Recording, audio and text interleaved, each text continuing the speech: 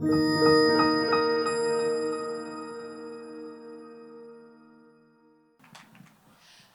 everybody. Thank you for sitting in the sun and being here. Really happy to see all of you here. And welcome to the panel on My Body, My Desire, Sexuality, Desire, and Queerness in Literature. Happy Pride.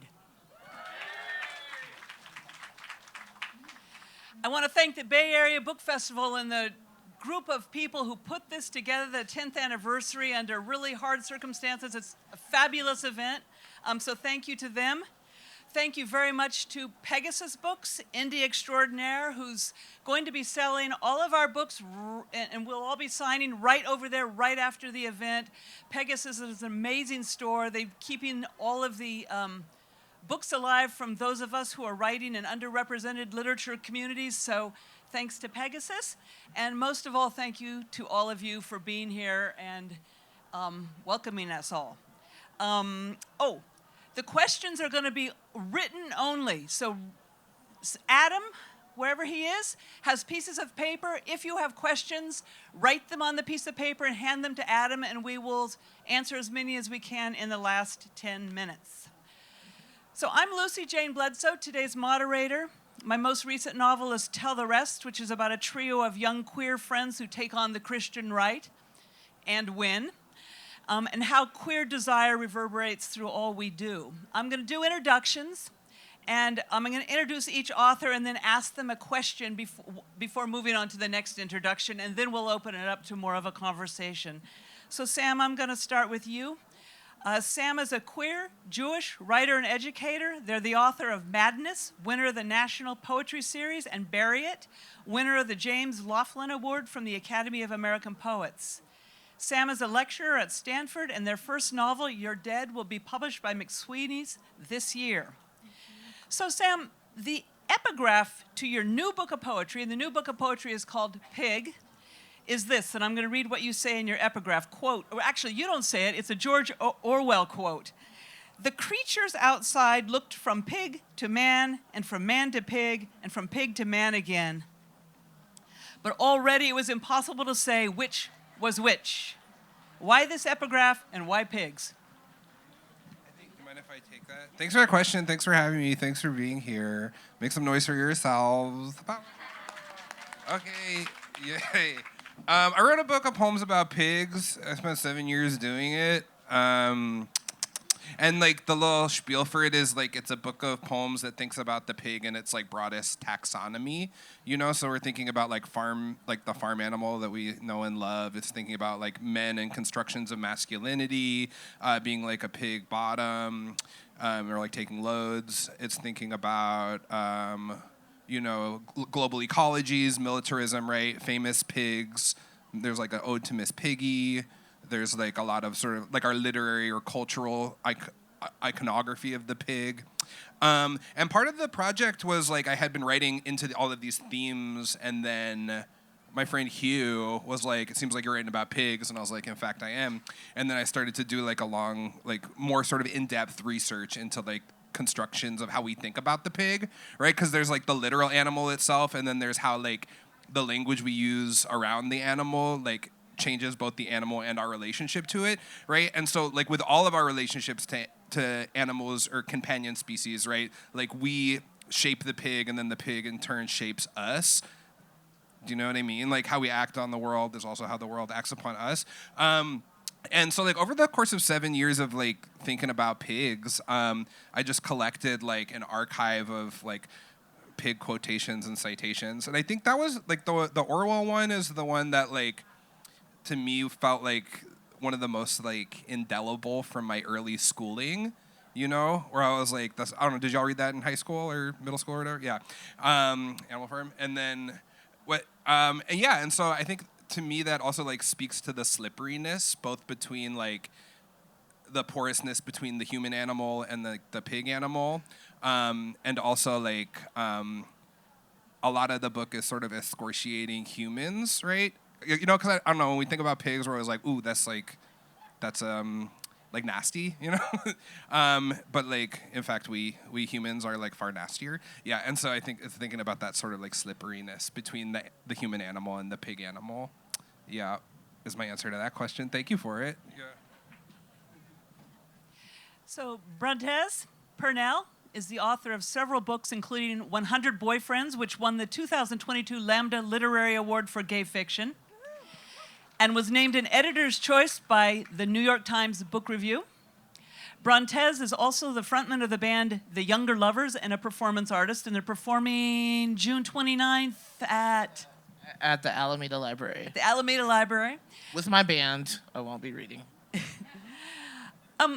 Brontez, I want to read your brief acknowledgments in your new memoir of prose called, new memoir in verse called 10 Bridges I've Built. And in your acknowledgments, burnt. Sorry. Real big difference, sorry.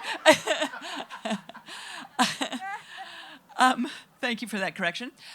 You write, I would like to thank the Alabama public school system for gifting me irony, foreshadowing, rage, and the secular witchcraft that is literature. And also my 8th grade writing teacher, the rabbi's wife, who gifted me banned literature. I love those words, especially irony, rage, and witchcraft. What would the young person you were in 8th grade say about the writer you are today? They'd be fucking terrified. Like, I was thinking up into the age, if I was like, there's like my books, right? And like sometimes like there'll be these writers whose queer books get banned from like libraries. And if anyone ever interviewed me, if I was lucky enough to have my book banned, I've been waiting so long. They never ever pick me to ban, but if they interviewed me, I'd be like, yeah, my book totally didn't belong there at all. So, sorry, what? You're good, you're good. Yeah. Okay. I've been waiting to get banned too, and I've been targeting the Christian right in like the last 3 things I've written, and they still don't find me, so, you know. It's okay, and then this is like kind of like one of those things, it's like when you really want it, they just don't give it to you. Like my hair started turning gray, and no one wants to gay bash me anymore. They only want to gay bash you when you're like young and hot, and then they just kind of ignore you. That's how I feel about the Christian right never banning my books. Like, what about me? Aren't I inappropriate enough? Exactly. Just wait till they start calling you ma'am.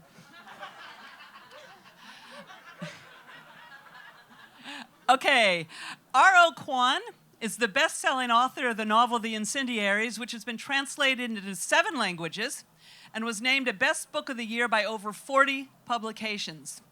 The Incendiaries was a finalist for the National Book Critics Circle John Lennon Award. John Leonard Award. Sorry, I didn't get enough sleep last night. I can't even read my own notes. The John Lennon Award, it's kind of cool though, huh? R.O.'s writing has appeared in the New York Times, the New Yorker, Vanity Fair, The Guardian, and elsewhere. She's received fellowships and awards from MacDowell, the National Endowment for the Arts, and Yaddo. R.O. was the 2024 Stein Visiting Writer at Stanford University, and her new novel, Exhibit, is just out. So, R.O., you published an article this year in The Guardian titled, Why I Hope My Parents Won't Read My Novel. This article really struck home for me. At my event at Powell's, my brother bought 5 copies of my very queer book to send back to relatives in my dad's tiny home farm town in Arkansas. I wanted to tackle him at the cash register and scream, "Don't do it."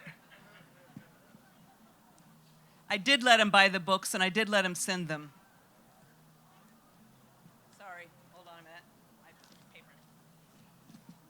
Your novel follows a couple of women who, in your own words, are, quote, rioting with desire, shot through with physical longing, queer lust, and kink. How does it feel having the book out in the world? Thank you. Thank you for that question. So yeah, the book's been out for under 2 weeks, and I've been on the road, and Probably the wildest event I've had so far was in LA, which was moderated by Margaret Cho, which was incredible.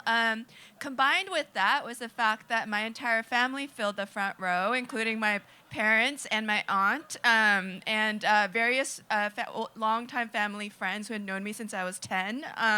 All of them Korean, and in Korean in the diaspora as well as in Korea, it's still not uncommon for people to believe that Koreans can't be queer, that queerness is some sort of bizarre illness that afflicts all these other people but not us, and so the narrative is that I don't exist, and that I definitely should not exist, and so I felt very fortunate. I think this is the most fortunate I've ever felt. Sometimes it is a great blessing to have a slight language barrier between you and your elders. And so there were all these moments when Margaret was saying things, and I would helplessly glance at my parents, and they did not understand what was going on. So, for instance, Margaret was talking about how illogical it is that submissives are often viewed. BDSM submissives are often viewed as being weak, and she said, "I can take a fist." And that was when I looked at my parents. The whole room had erupted in laughter, and they looked gently puzzled, and then my father nodded approvingly, and I realized that they thought she had said she can fight. And my father believes very strongly that especially women should be able to fight. He enrolled me in Taekwondo when I was a kid, etc. And I was just like, great. They have no idea what's going on. But yeah, there's been a lot of anxiety that's come with writing the book. A lot of anxiety attacks and panic attacks. Like the narrative that comes from my body is that Korean women are not supposed to talk about sex. We're definitely not supposed to think about sex. We're not supposed to give any indication in public we've ever wanted sex. All the kids have been conceived immaculately. And so it's come with a lot of fear, but there aren't a lot of narratives for us, for Asian people that have to do with chasing desire, chasing joy, chasing pleasure. And I so badly wanted to add to the relatively small body of literature that we have around that. So yeah, it's been wild. Thank you for that very good answer, and I'm so glad you did write Exhibit and share it with all of us. I'm going to direct the next questions to one of you. However, we can just have a conversation, so I can ask someone a question, but all of you jump in if you have thoughts and responses, please. So I'm going to start with you, Brontez. Pay attention. So my favorite authors, all my favorite authors evolve. Their work changes. Rather than writing a version of the same book over and over again, I see this excellent evolution in all the authors on this panel. I've read all of your works, and I want you to talk about how have you evolved over time in writing about queer desire. It used to be about like the burning hot sex and all of this stuff when I was younger, but now I'm like, why can't I just find somebody to cook for me and take out the garbage? And like, I think after you've had enough sex, you do have to start asking these really practical questions. And the fact that queer desire is everything from wanting the sex to needing someone to take the garbage out on time. And so reconciling these things within my work is my biggest challenge. Anyone else want to respond how over time your writing about queer desire has evolved? Or shall I go on? Oh, okay. Yeah, I think like early in my writing life, I was like very interested in like the transgressive as like a mode of approaching the sacred, by which I mean I felt like every time I was writing about like getting fucked in a bathroom, it needed to be about God. Or like I needed to do that in order for it to be like palatable or like to like make or be legible, you know? And now I think like I'm very disinterested in that, or like needing to like qualify or quantify like sort of like either like public sex or like intimacy or desire with like this sort of this model. Anyway, something about God, you know? I'm disinterested in God in my my framework of desire. Yeah. that actually is a nice transition to my next question, which I'm going to address to R.O. So a topic of profound interest to me is the intersection of faith and queerness. I write about that intersection a lot, and it's one of the reasons I love James Baldwin's work, for instance. Like him, your work explores this with a rare complexity. Can you say a few words about writing about the intersection of queerness and faith? Yeah, that's a beautiful question. Your questions have been beautiful. Thank you. So yeah, in some ways, even even with this book exhibit, which has a lot to do with many kinds of desire, including sex, including ambition, but definitely queer kinky sex. Even though that's sort of like the headline or tagline for it, in some ways, what I'm always writing about is the loss of faith. I grew up so religious that I wanted to be. I say I wanted to be a pastor or some sort of religious whatever figure, but what I really wanted was to be a saint. Like, I wanted to live in a cave and commune with the Lord, and I'm not like a chill person. And I just wanted to I just wanted to live like in like complete I wanted to serve the divine. I lost that faith when I was 17, and it was and is a cataclysmic loss. The grief hasn't lessened at all, and I think I've given up on hoping it will lessen. I think in some ways, it's hard for me to talk about this still without tearing up, as you can see. I think maybe grief lasts as long as the love was going to last, and if I meant to devote my life to serving the Lord, then the grief isn't going to end. Yeah, and it's easy for me to say as a godless leftist at this point, but I don't believe in any kind of sort of like monotheistic religion anymore. I more or less suspect that it's what the physicists say, and we're stardust, and that's what we return to, and that has its own beauty, but if there is a God, if there are gods, I don't think they made us to be at war with our bodies. I don't think they made us to be at war with our desires. And anyone who has actually read the Bible and read the Gospels knows that Jesus was all about love. Like, whatever the fuck they have turned him into is not what he wanted. And yeah, I don't think that the faith and queer desire have to be all at war with each other, and yet that's how it is in so much of the world. Thank you for that beautiful answer. And again, you've provided a perfect segue to my next question, because I want to ask Sam about rage. And for me, the Christian right, and what, as you say, who are anything but Christian, they're neither Christian nor right, and certainly Jesus wouldn't agree with anything they're doing, leads me to a lot of rage.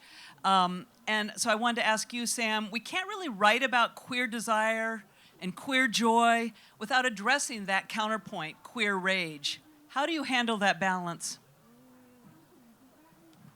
Cool, thanks for that. Oh gosh, I don't know. I mean, I think a poem is a perfect container to hold like the entire range of imperfect, complex, intersecting human experience. You know what I mean? So I think like for a poem to be functional for me or like impactful, it needs to like hold the multivalenced relationship that your body has to the world around you.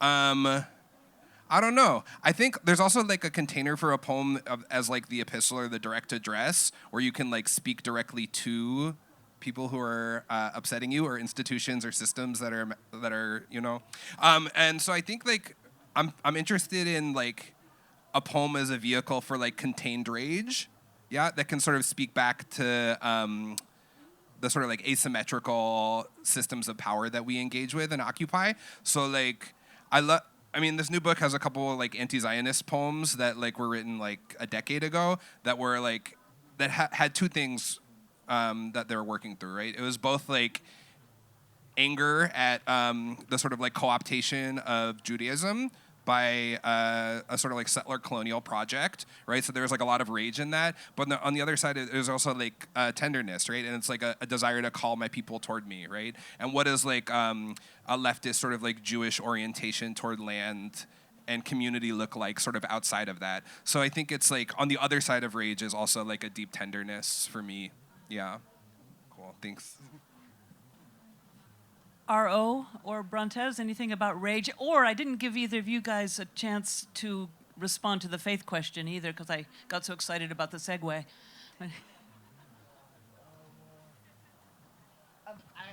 I used to have a lot of rage, but now I mostly just get sad and tired. But also telling myself that being sad and tired is also as valid, can be every bit as fierce as my body moves through so many emotions. Like, just like letting yourself be sad. Because I do think the end product of rage is sadness and exhaustion, right? So knowing what the full cycle is. But then also knowing that for every bad emotion, for everything that happens, I really do think that there's like this great counterpart. There's so many other people that feel the way you do. There's so many magical things going on. Just always trying to find what is the actual balance when just the world feels completely unforgivable. This is the constant work, or how I go to the spiritual gym and think about it. Faith. I was a Christian for a lot of years, and now I practice witchcraft. It's pretty exciting.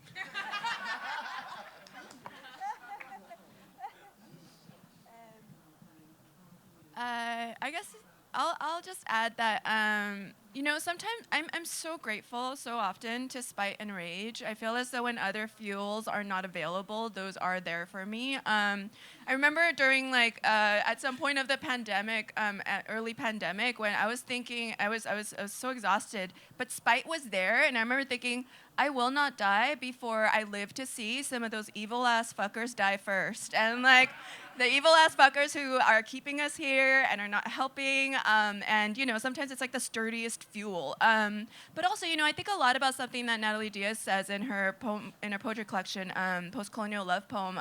There's a part where, I'm paraphrasing, which I hate doing with especially poets' work. But it's something like, I have been angry today, and then in the poem the speaker's friend says something, and then the speaker's friend reminds her, your anger is a demand to be loved, which I think about a lot, and I think, so yeah, that call toward tenderness really rings true.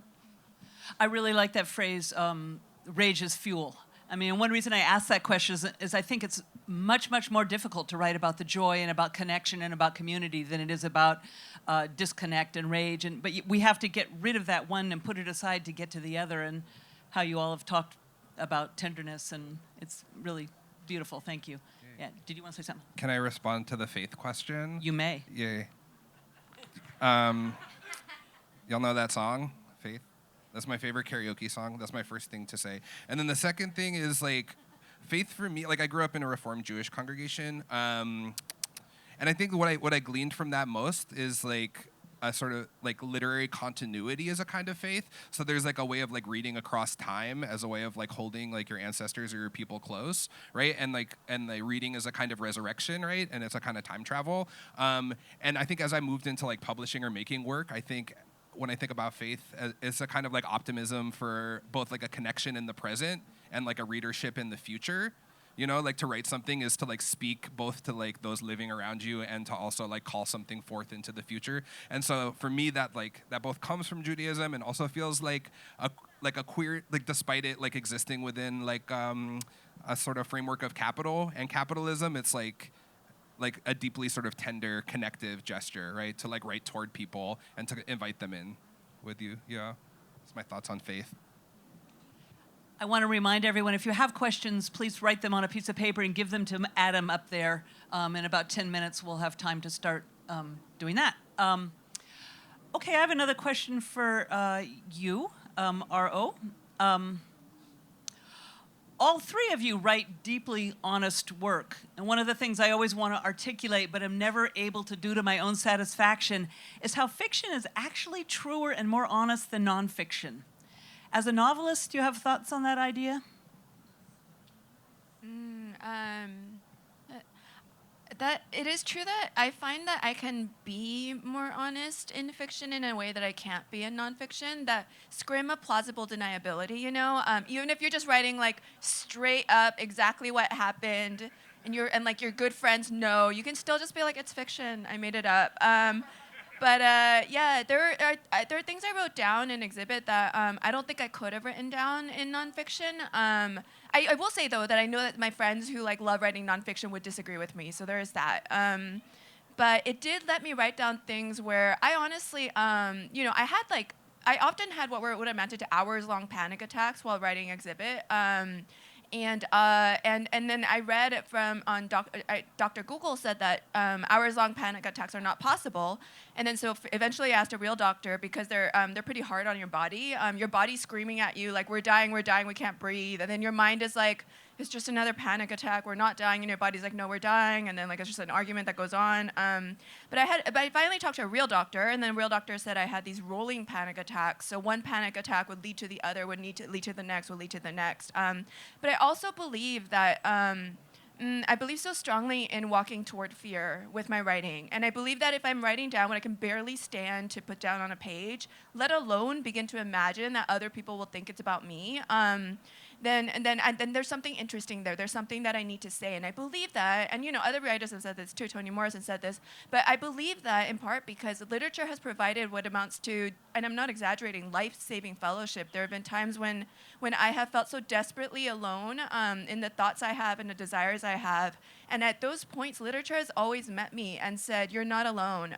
This weird thought this thought that you think marks you as being apart from all of humanity, this desire that you have, you're not alone. And so I believe so strongly that, panic attacks notwithstanding, that if that's part of like what I value most from what literature gives to me, then obviously I have to try to offer that back. And I hope so much that I'm able to do so.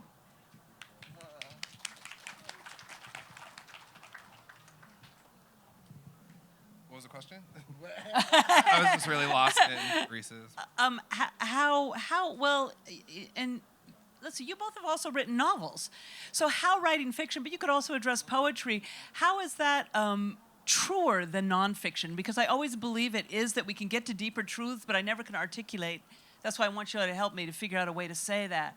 Oh, I feel like my answer is just to like triangulate things three other people said, which is all my ideas are just like a sieve of other people's things, and experiences. But yeah, in Inside a Memory, Toni Morrison talks about writing Sula and like it being based on this photograph, and she says something like she knew that if she were to ask her mother about who was in the photograph, like the facts would be so like boring and banal and disinteresting that it would suck all of the magic out of it. And so the process of her writing that novel was imagining the sort of interior life of this photograph of this woman, right? And I think there's a way that facts can sort of collapse, right? Like scientific facts, the truth of a situation, capital T truth, can sort of like erase the magic and potential truer thing underneath it. She also like separates the difference between truth and fact in that essay in other beautiful ways.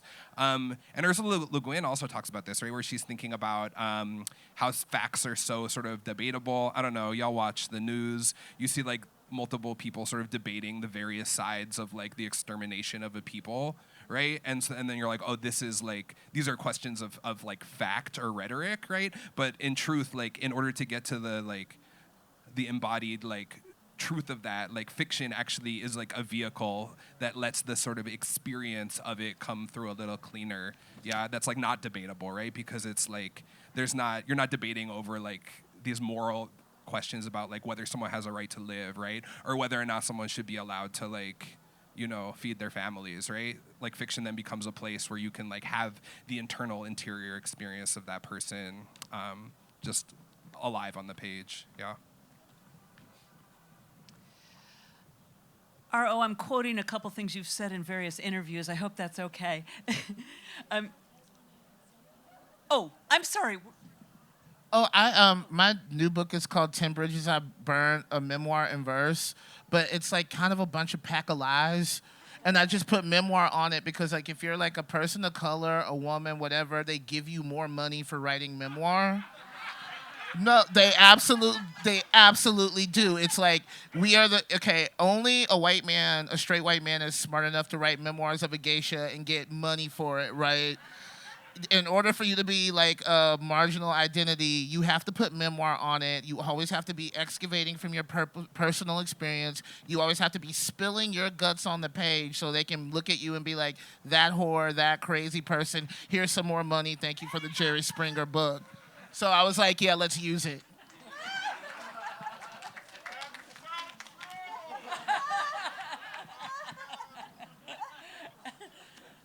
Thank you.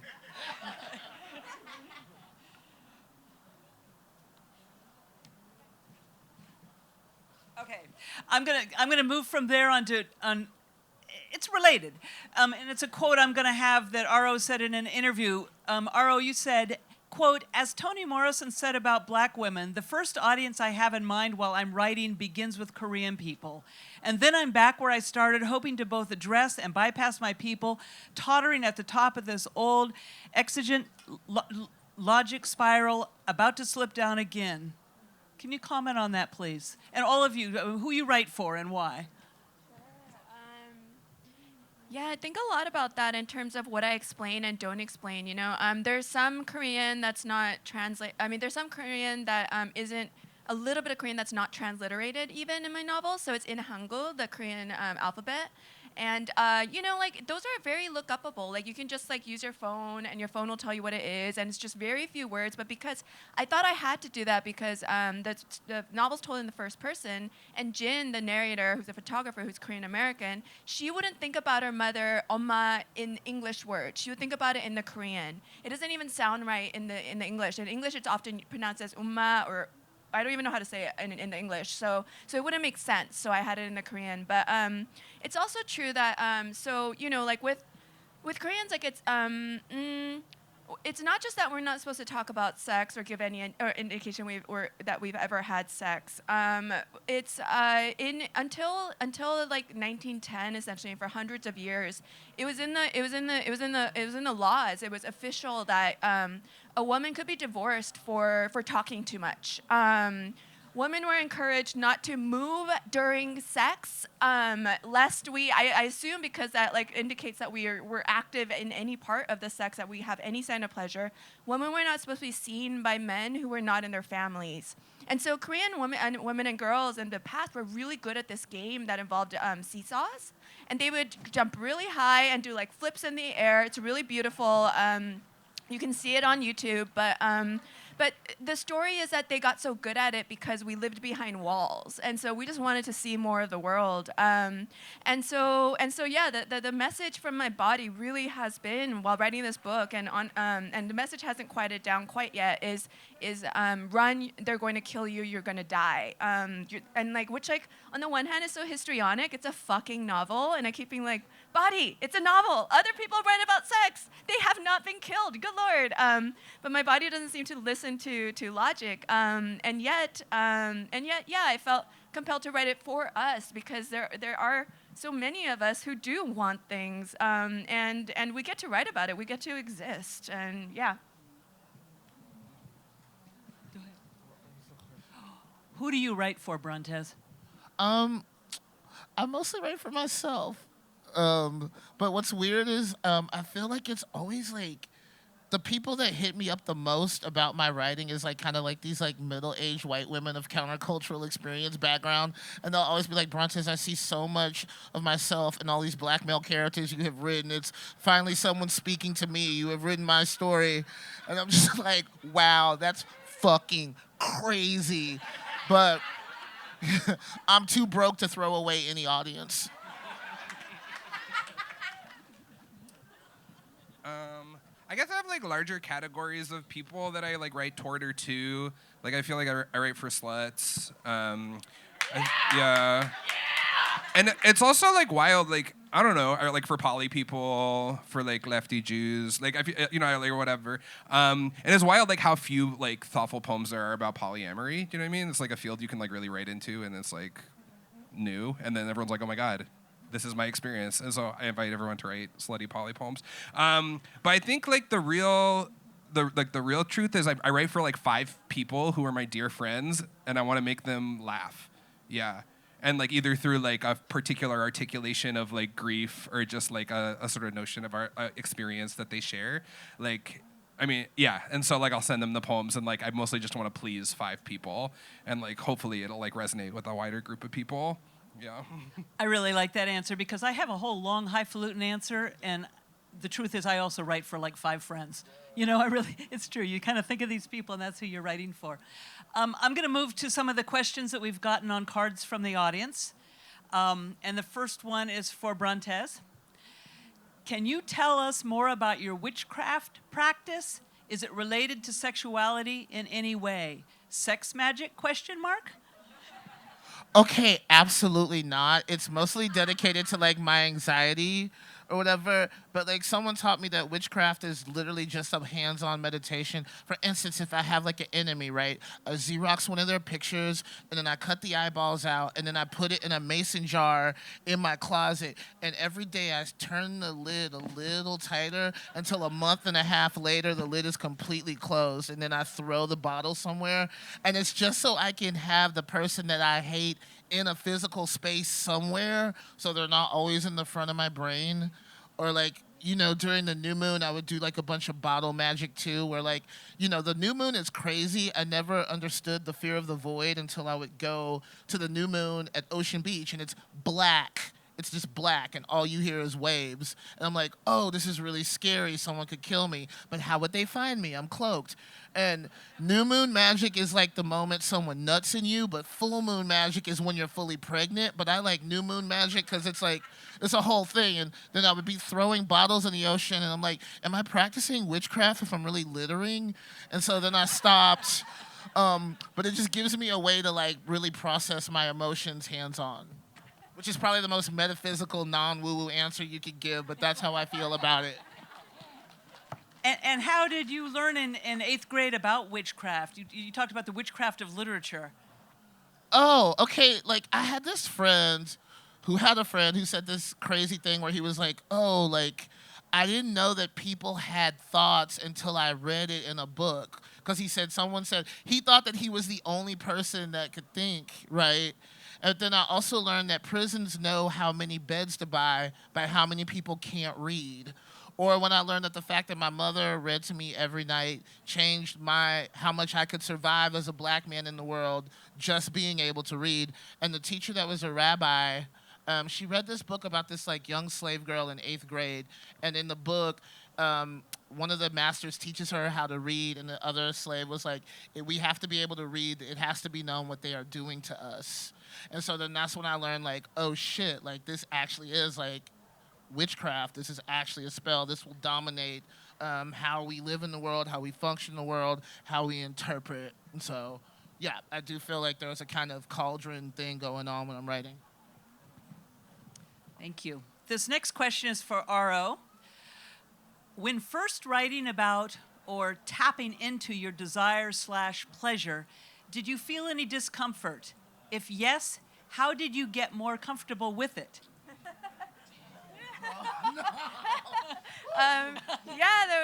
There was discomfort. So much. There still is. At one of the events, I think it was in New York. The wonderful Mary H.K. Choi. She asked like, how did you deal with like feeling lust as you write? And I was like, I plead the fifth. I have nothing to say here. But one thing that really, really helped, honestly, was telling myself over and over. I told myself almost every single day that often out loud that I wasn't going to let anyone read this book. And so that way I was just like, no one's going to read it. It's fine. You can write down these things that are terrifying you. And then that became a problem because as I got closer and closer to publication, that lie started falling apart. I was still clinging to that like until the day before publication, and then the morning of publication, which was really like 10 days ago. I woke up and I like screamed in the direction of my partner. I was like, I'm not dead, I'm alive, because I'd been so afraid that I honestly had thought that I was gonna die. And yeah, still not dead, knock on wood, knock on wood. That's a wild thing to say out loud, knock on wood. Superstition's kicking in. I think that was a really good question, and it's sort of straightforward, but I think it goes back for me to what you were saying. I'm just writing for those 5 friends. And when my brother was at the cash register at Powell's buying 5 books to send to my father's small farm town in Arkansas, I'm like, wait, what? Did someone publish this book? It's actually going out in the world. So I think I use a lot of denial. Yeah. How about you, Sam? about writing about sex. How you deal with the discomfort of you're writing these about queer desire and sex, and then realizing that other people are gonna. You have no control once it's out in the world. Oh yeah, I'm kind of I don't really have any issues with that. You're good with it, okay? Well, I just feel like all the first poems that like gave me permission to be a faggot were like I didn't know faggots existed until I read like Essex Hempfill's work in like when I was 17 or whatever, or like when I encountered that sphincter poem by Ginsberg. And so I think there's a way that like writing is like a technology that like allows for your life to exist, and so I saw these like models of it. And so for me, like poetry has always been sort of like inextricably bound with queerness, with desire, for like holding space for the sort of like the nastiness of being in a body and like pushing it into or inside or against somebody else's that like just doesn't exist in other normative spaces. You know what I mean? So I feel like a poem to me feels like a sacred space to hold that, and so I've like always kind of been writing into or toward that. And so I feel like for me also it feels like a poem is really hitting when it's like pushing me a little bit, and so like how do I push myself to like toward that discomfort, like most recently so I had crabs recently, and I've had it like a lot, and I didn't know anyone else who had crabs. Make some noise if you've had crabs. Okay, 2 of us. See, exactly. 3. Thank you, BB. Yeah, okay, and so, and I feel like that to me felt like a sort of taboo or something, and that was like a way to call toward people. But I feel like it's getting harder and harder to find things that feel transgressive, do you know what I mean? Or that feel like they like push against like that sort of stricture for me, yeah. I have one more question from the audience, and then we'll close with a question I have for all of you. This question from the audience, I'm just going to, whoever wants to answer it. What book do you most identify with at your current stage in life? The Bell Jar. I read it when I was 12 before I really understood it, and then every year it becomes more and more real. In what way? Can you say a few more words about that? This teacher gave me the Bell Jar when I was 12 because I was a depressed gay boy, and like now that I look at it, I'm like, I would never give a 12-year-old the Bell Jar.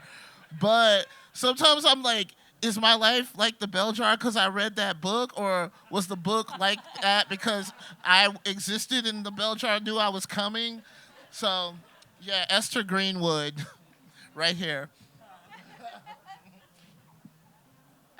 The writer I reread probably the most is Virginia Woolf. I adore her language, obviously, but also her fascination with how the mind works, and it's just sort of like swerves and the way it flicks around. And obviously, she's also I love that she's queer. Her journals, for anyone who's a writer in the audience, her journals are incredible company. And yeah, I adore it so much that a couple of her books, like I've reread this so often that I can just like wish for a passage, and then my fingers know where they are, and I just open up to the passage. But I love her. And let's also say like she did some racist shit, and like it's like that we can hold these things together. All my writing heroes are alcoholic, racist white people from mid-century, so I think it's fine.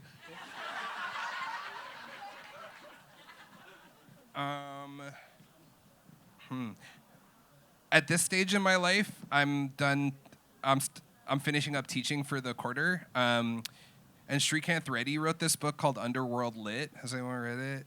It's fucking wild. It's like built sort of like a college syllabus, sort of like a tour of various underworlds, sort of like a cancer journal. And so it's like there's this like, I don't know. I'm just like very excited to not be teaching.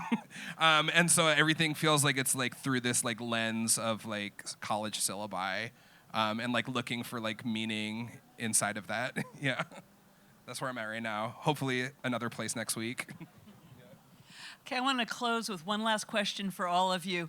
I feel like we're in a time now where, everybody is queer, and at the same time, it's one of the most dangerous times to be queer. There's so much backlash, and I just want to give us all, a pat on the heads for writing our very queer literature. And I want to ask, happy Pride, yeah. It's actually not easy putting these very queer stories out in the world, even though it seems like, it's supposed to be easy now. Please be honest. Tell us what you feel most proud about in your work so far. It's pride, so bring it out.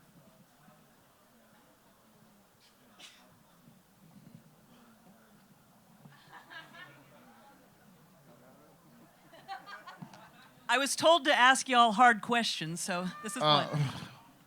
I feel like I'm from a generation where the only thing we were trying to do was not catch AIDS and not get gay bashed. And see so many younger kids being like, I'm gonna join the sports team. I'm gonna join the PTA. I was like, to watch them go further is really amazing. And as hard as it is, I mean, essentially what we're watching is integration. And we have a whole running history backlog of how integration is fucking hard, as well as it should be. But the fact that we even get to participate in it, I don't know, says a lot to how far the needle has moved. Even in just the short time where I was declared myself gay in the 90s and kind of all that stuff.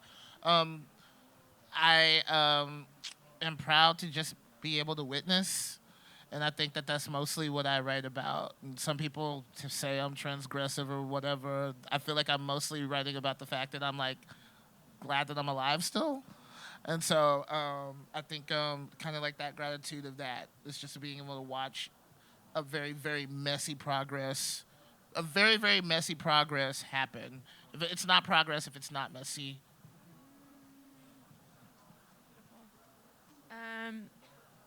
I think I tried very hard to, every time there was a path of more fear and then there was a path of less fear while I was writing with this book, I tried very hard to take the path of more fear, again, because I felt that there was more truth there. And yeah, that was something, and I'm glad that I did that, and I only hope that, like, with the next, I mean, not I only hope, I hope so much stuff, I hope for so much with the next book, but with the next book, I hope to just be able to keep doing that.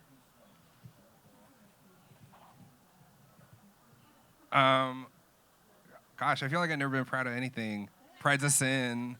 I don't know. Yeah, it's mostly just like self-hatred.